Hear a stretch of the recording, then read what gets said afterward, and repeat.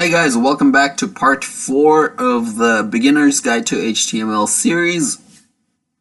In this video, we're going to be talking about headings and paragraphs. So we've looked at headings and paragraphs before,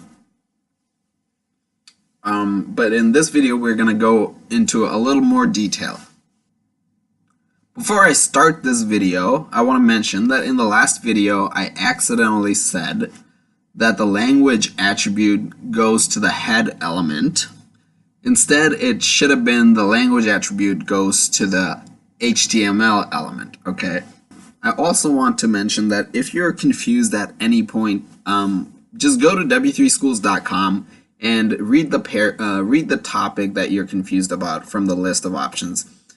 And hopefully that'll give you more clarity. Also, you can leave a comment and I'll try to respond to your comments as well. So let's open up Notepad.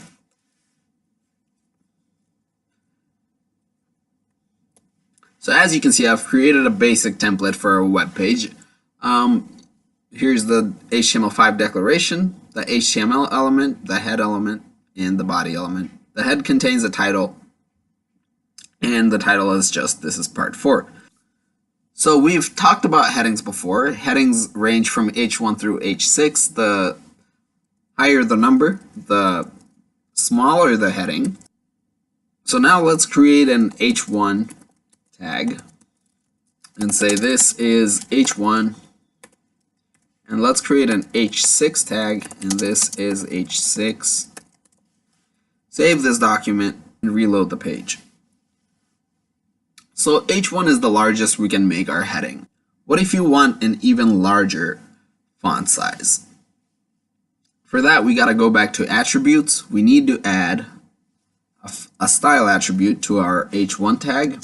So after the H1 opening tag, you press space, then type style equals double quote, and then within the quotes, you type font size colon, and then just give it a size. I'll give it 60 pixels and then a semicolon. Save this document and reload the page, and you can see the size has become much larger.